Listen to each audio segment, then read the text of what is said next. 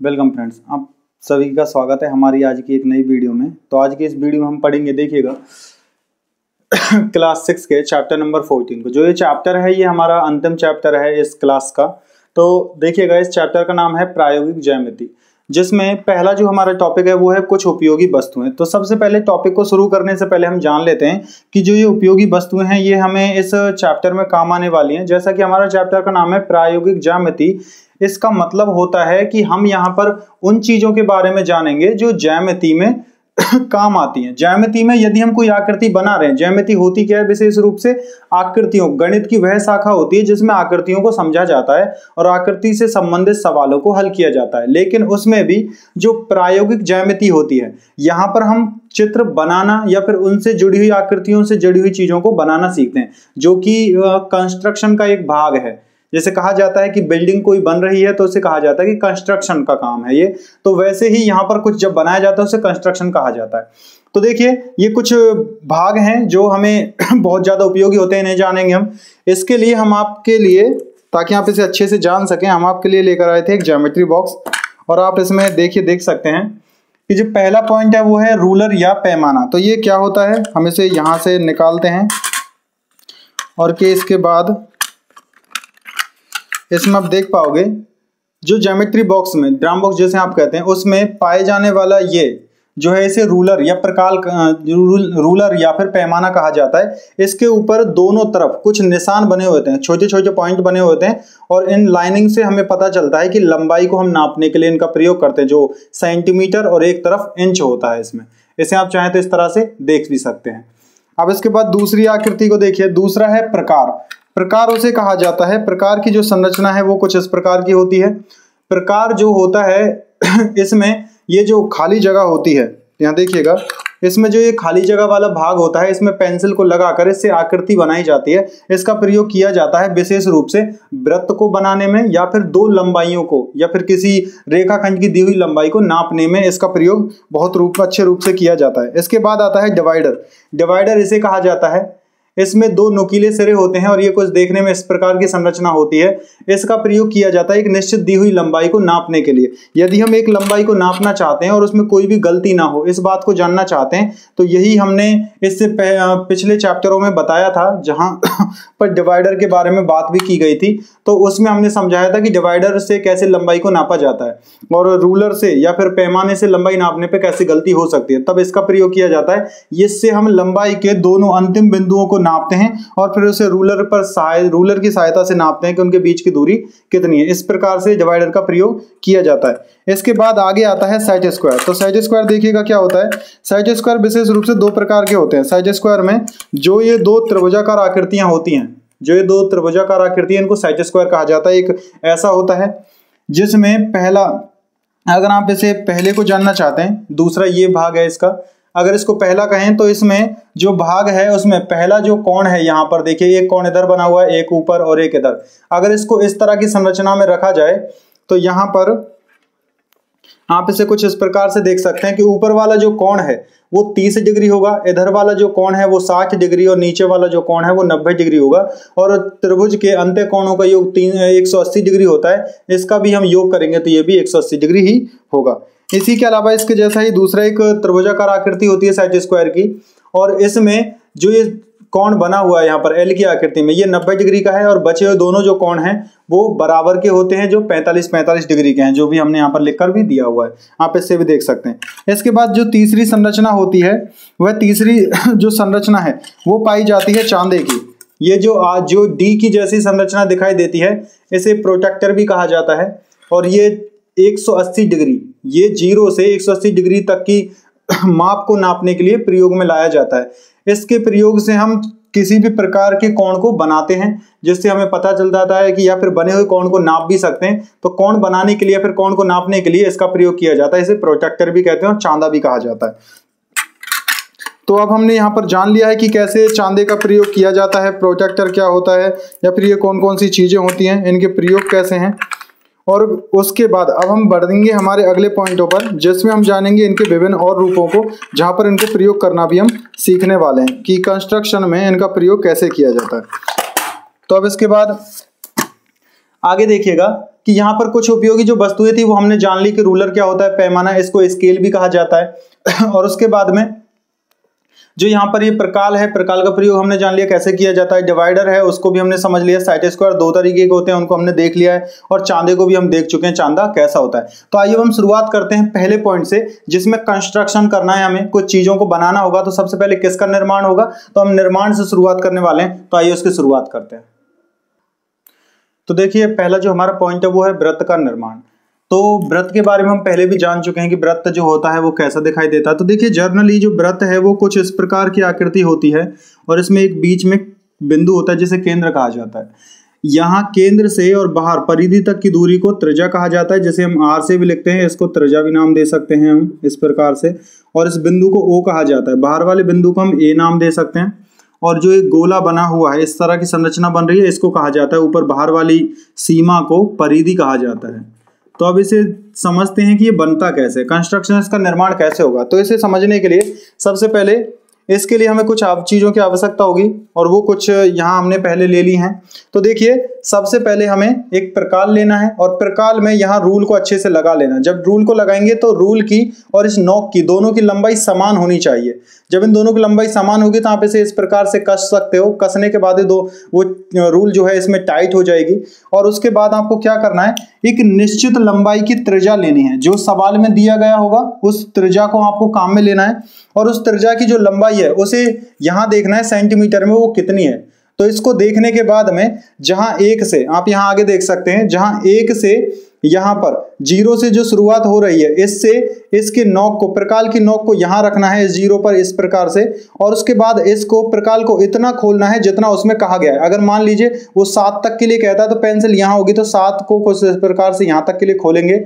इसे खोलने के बाद इसको हमें बिना बंद किए, बंद नहीं करना है, और एक निश्चित एक कोई बिंदु ले लेना। एक बिंदु लेंगे हम कोई भी, मान लीजिए उस बिंदु को हमने यहाँ पर ले लिया है।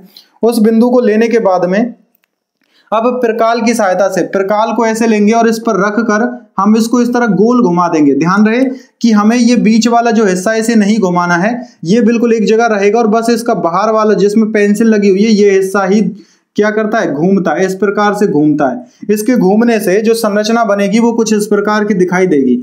इस प्रकार की जो संरचना है उसे कहा जाएगा वृत्त। इस प्रकार से हम वृत्त का निर्माण करते हैं। वृत्त के निर्माण में मुख्य रूप से सबसे ज्यादा आवश्यकता होती है त्रिज्या की।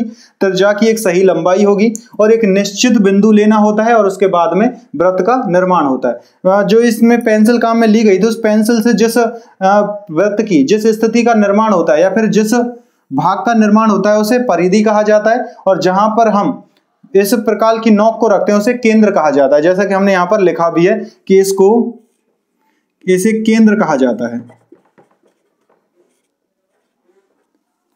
तो हमने इसमें जान लिया है कि कैसे इसका प्रयोग किया जाता है और कैसे इसका निर्माण होता है। इसी की आपको रचना भी लिखनी होती है। रचना उसे कहते हैं कि आपने इसे बनाने के लिए कौन कौन से स्टेप लिए हैं, कैसे कैसे इसको बनाया है। प्रथम चरण में आपने क्या किया, सबसे पहले पेंसिल ली थी, पेंसिल को इसमें लगाया। उसके बाद दूसरे चरण में आपने त्रिज्या की माप ली और रूलर की सहायता से त्रिज्या की माप है उसे प्रकाल में भर लिया। फिर तीसरे चरण में आपने क्या किया, एक निश्चित बिंदु से प्रकाल को उस पर रखकर उसको चारों तरफ गोल घुमा दिया। उसके बाद अगले चरण में आपने क्या किया, जो आपने संरचना तैयार की थी उसको नामांकन कर दिया कि और यहां पर बनी हुई संरचना वृत्त कहलाती है। इस प्रकार से हम वृत्त का निर्माण करते हैं। तो आइए अब हम बढ़ेंगे हमारे अगले पॉइंट पर, जिसमें हम सीखेंगे कि रेखाखंड के बारे में। तो आइए इसकी शुरुआत करते हैं। तो देखिए अब आ चुके हैं हमारे अगले पॉइंट पर, वो है रेखाखंड का निर्माण। अब इसमें जानेंगे हम कि रेखाखंड का निर्माण कैसे करते हैं। तो रेखाखंड के निर्माण के लिए हमें किसकी आवश्यकता होगी, सबसे पहले हमें सवाल में दी हुई रेखाखंड की लंबाई को निश्चित कर लेना है। पहले हमें समझ लेना होगा कि रेखाखंड कितनी लंबाई का खींचना होगा हमें। तो उसके लिए आवश्यकता है कि हमें एक निश्चित पता हो। जैसे मान लीजिए पहला अगर हम कोई सवाल रखें तो वो हमारा हो सकता है कि 5 सेंटीमीटर का रेखाखंड बनाओ या फिर खींचो। तो इसको हमें पूरा करना है, और ये कैसे पूरा होगा, सबसे पहले हमें रूलर की आवश्यकता होगी। ध्यान रहे अधिकांश रूप से हमें रूलर की और प्रकार की आवश्यकता ही होने वाली है। तो रूलर का प्रयोग करके सबसे पहले प्रकाल जो लिया था हमने उस प्रकाल को फिर से लेंगे, और प्रकाल में हम यहाँ पर पेंसिल को उसी तरह से लगा लेंगे, जो रूल है उसको लगा लेंगे अच्छे से। और इसको हमें जैसे कि पहले इसमें एक चाप भरा था, जैसे हमने त्रिज्या की लंबाई इसके अंदर भरी थी उसी का प्रयोग करके ऐसे हम इसमें फिर से उस लंबाई को भरेंगे।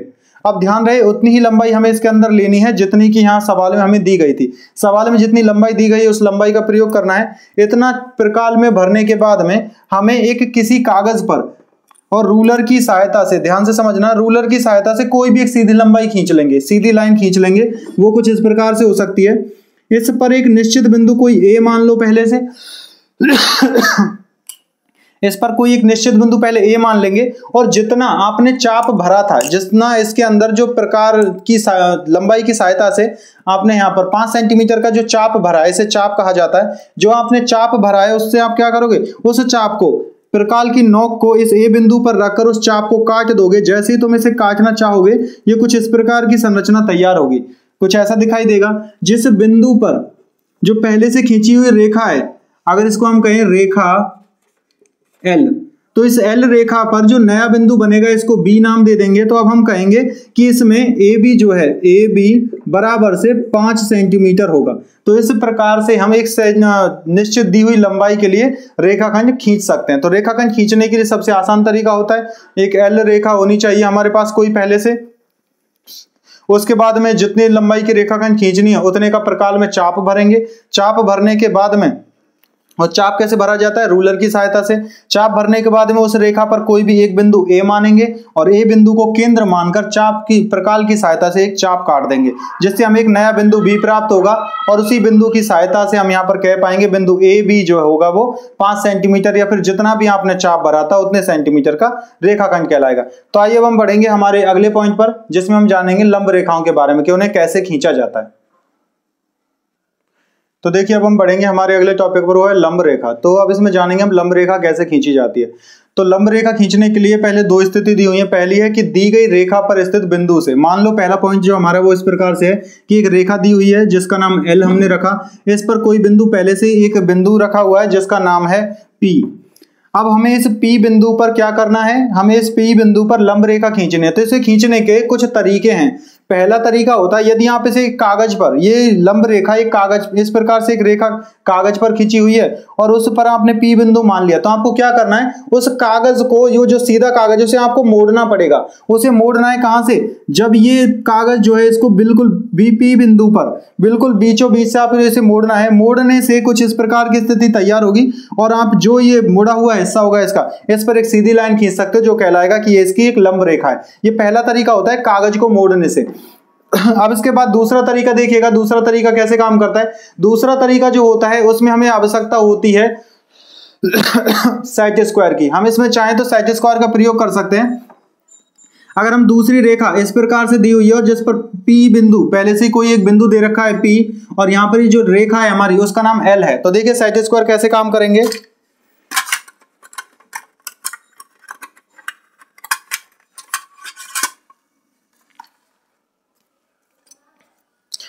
तो यहां पर अगर हम इसमें चाहें तो इसमें लंब रेखा कैसे खींचना चाहते हैं। अब इसमें जब भी हम लंब रेखा खींचेंगे तो उसके लिए हमें इसमें एक सेट स्क्वायर की और एक रूलर की आवश्यकता होने वाली है। तो उसके बाद में हम यहां पर इसको प्रयोग कर सकते हैं। तो देखिए कैसे करेंगे इसका प्रयोग।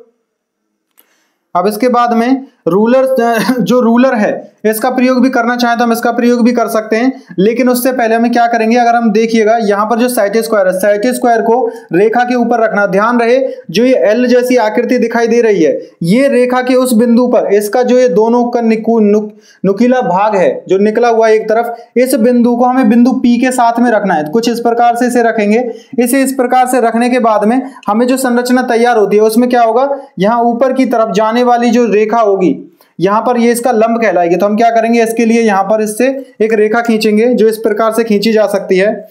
इसका प्रयोग करके हम यहां पर इस प्रकार से एक लंब रेखा खींच सकते हैं जो कुछ इस प्रकार से दिखाई देगी। तो ऐसे हम कह सकते हैं कि बिंदु P पर सेट स्क्वायर का प्रयोग करके भी लंब रेखाएं खींची जा सकती हैं।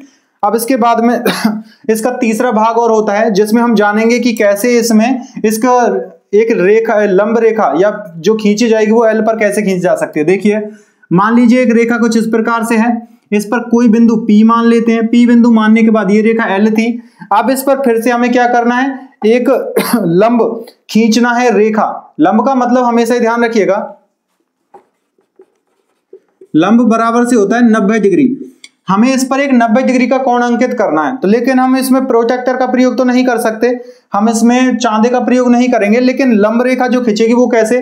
तो इसके लिए आपको क्या करना है, एक प्रकाल लेना है और उसके बाद में एक पेंसिल, और प्रकाल और पेंसिल का प्रयोग करके भी आप चाहें तो इस पर लंब बना सकते हैं। तो उसके लिए क्या करना होगा, सबसे पहले प्रकाल लीजिएगा, देखिए सर प्रकाल लेते हैं और प्रकाल के बाद में कोई भी त्रिज्या जो आपकी इच्छा हो आप उससे उतनी त्रिज्या का एक इसमें चाप भर लेंगे। चाप भरने के बाद में आपको इस प्रकाल की नोक को इस P बिंदु पर रखना है और चाप काटना है। जब चाप काटोगे तो एक चाप इधर कटेगा और उसी त्रिज्या से चाप इधर भी काटना है। इधर चाप काट दिया, दोनों चाप काटने के बाद में ध्यान रहे दोनों चाप काट दोगे तो ये अगर इनको मिलाया जाए तो कुछ इस प्रकार की संरचना तैयार करेंगे, ये अर्धवृत्त जैसी संरचना बनाएंगे। ये केंद्र क्या था इनका, P बिंदु केंद्र था इनका। अब इससे जो दो बिंदु बने हैं, एक बिंदु यहाँ इसको अगर M कहा जाए और इसको N, अब आपको जितनी त्रिज्या पहले ली गई थी तो ये इनकी त्रिज्या यहां तक है, इससे थोड़ा सा और अधिक इसको खोल लेना है। थोड़ा और अधिक खोलने के बाद में आपको एक बार M बिंदु को क्या मानना है, अब M बिंदु जो है उसे आपको केंद्र मानकर एक चाप ऊपर काटना है। जब इससे केंद्र मानकर चाप काटोगे तो कुछ ऐसा कटेगा, और एक बार N बिंदु को केंद्र मानकर चाप काटोगे तो कुछ ऐसा कटेगा। इन दोनों के चाप काटने के बाद जो कटान बिंदु होगा, इस कटान बिंदु को अब आपको एक रूलर की सहायता से क्या करना है, ऊपर से नीचे इसको इस प्रकार से मिला देना। जब आपको इस प्रकार से आप जब इसे इससे मिलाओगे तो यहाँ पर बनने वाली जो संरचना है वो लंब रेखा कहलाएगी। तो इस प्रकार से भी हम इसमें लंब रेखा खींच सकते हैं। ये इसका तीसरा भाग होता है, जिसमें पहला कागज को मोड़ कर बनाना था, दूसरा जो भाग था वो सेट स्क्वायर का प्रयोग करके, और तीसरा जो भाग है वो होता है प्रकाल का रूलर का प्रयोग करके। तो आइए अब इसके दूसरे बिंदु पर चलते हैं। यदि जो हमें लंब खींचना है वो ऐसे बिंदु से खींचना हो जो उस रेखा पर उपस्थित ही नहीं है, तो उसका प्रयोग कैसे किया जाता है, तो उसको भी शुरू करते हैं।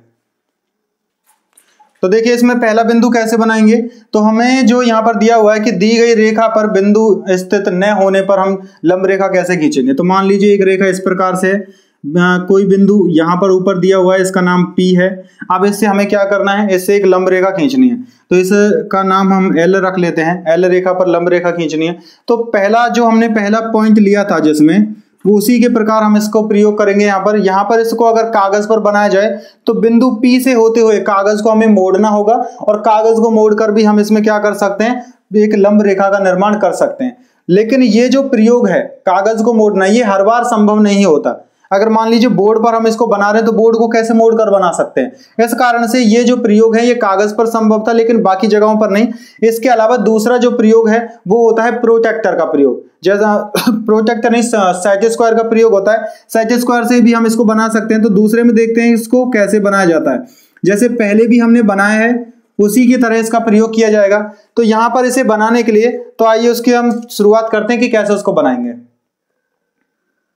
तो देखिए अब इसको हम जब यहाँ पर इस पर L रेखा पर लंब बनाने वाले हैं तो वो कैसे बनाएंगे। तो सबसे पहले जो हमने रेखा ली है L, इस रेखा को हम इस रेखा के पास में हम सेट स्क्वायर लेकर जाएंगे, और हमें यहाँ पर स्केल का प्रयोग भी करना होगा। जो हमारे पास रूलर है उसका भी प्रयोग करना है। तो सबसे पहले इसको बिल्कुल इसके बराबर सीधा लगा लीजिए ताकि ये इस रेखा के समान हो जाए।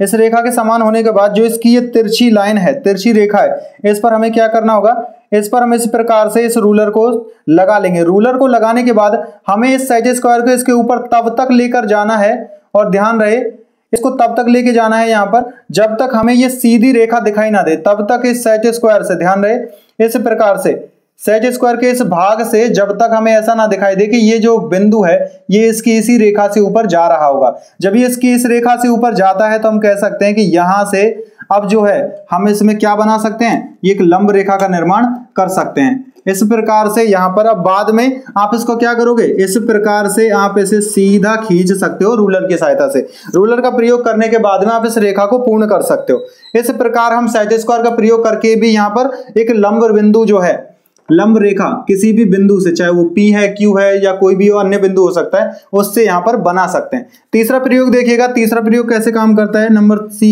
यहाँ पर कोई सीधी रेखा है, उस पर कोई बाहर एक बिंदु बना हुआ है P, हमें इससे अब एक लंब बनाना है।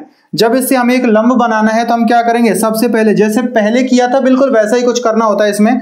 अब इसमें हम P को केंद्र मानकर P को केंद्र मानकर एक चाप काटेंगे।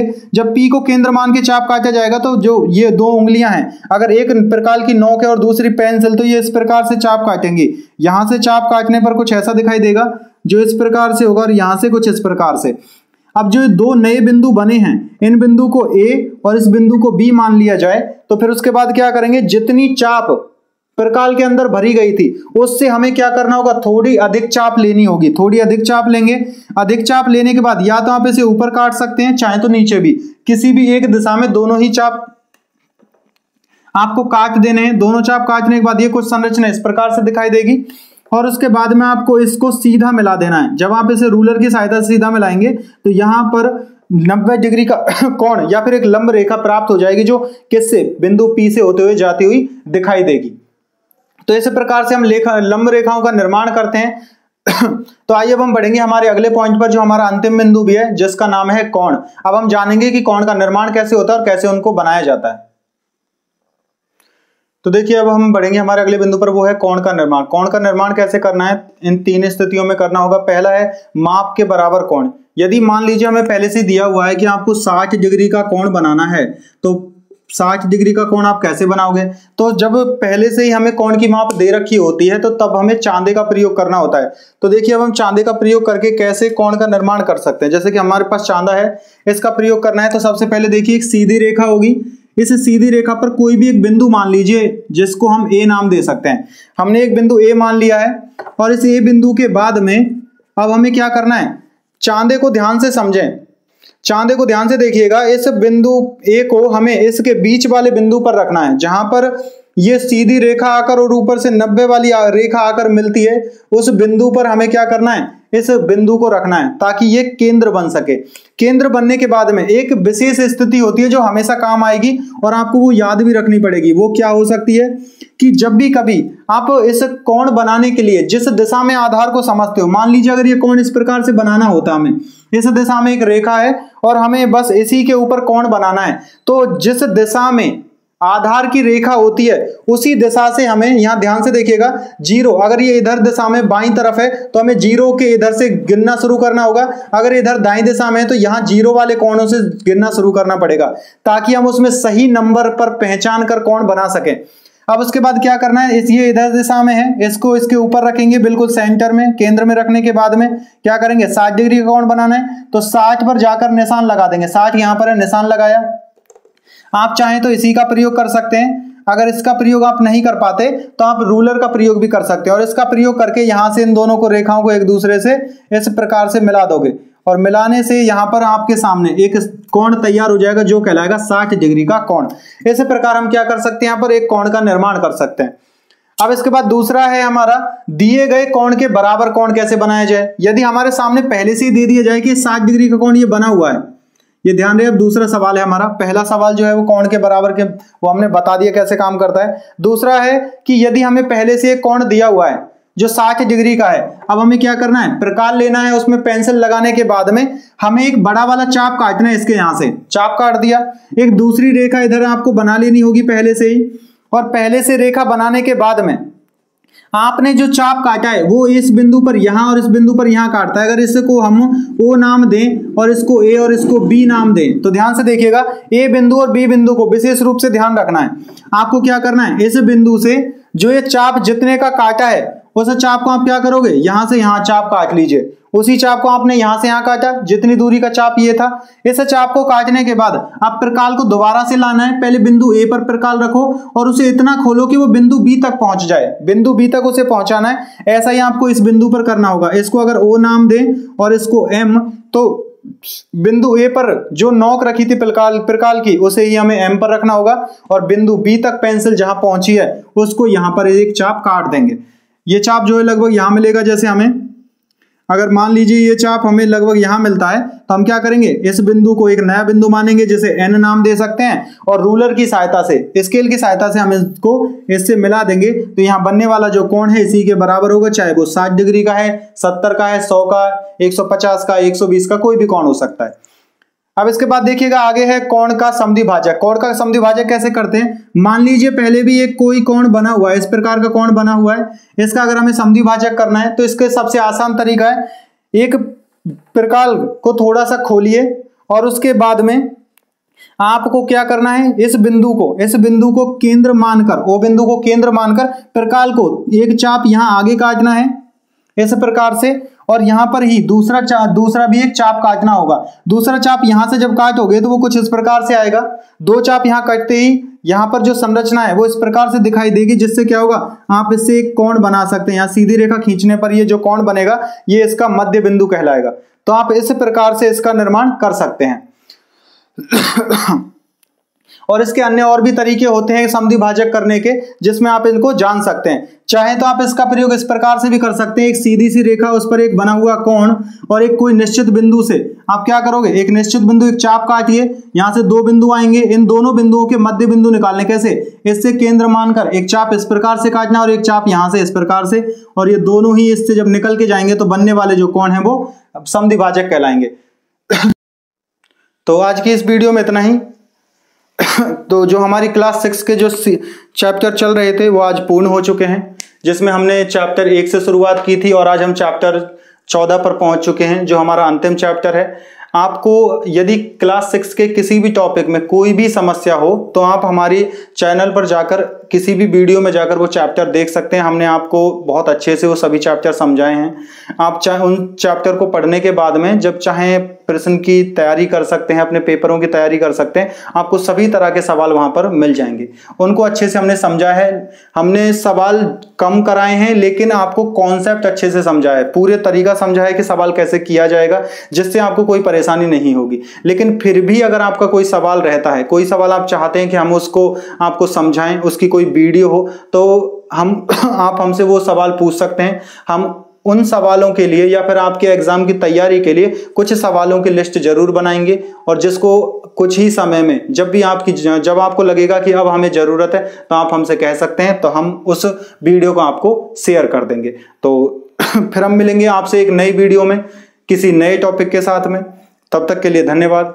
मिलते हैं, देखते रहिएगा आप इस चैनल पर। आपको 6th क्लास की वीडियो भी हैं, आगे 7th क्लास की भी मिल जाएंगी, 8th क्लास की वीडियो भी चल रही हैं, 10th क्लास की वीडियोस भी बनाई जा रही हैं। और आप चाहें तो यहाँ पर स्पेशल मैथ की एक कैटेगरी है, एक प्लेलिस्ट है, उस पर जाकर आप मैथ्स के उन सवालों को या फिर उन टॉपिकों को भी पढ़ सकते हैं जो आपको नहीं आते, जो आपको आने चाहिए, जो बेसिक होते हैं वो सभी वहाँ पर कराए गए हैं। तो आज के लिए बस इतना ही। धन्यवाद।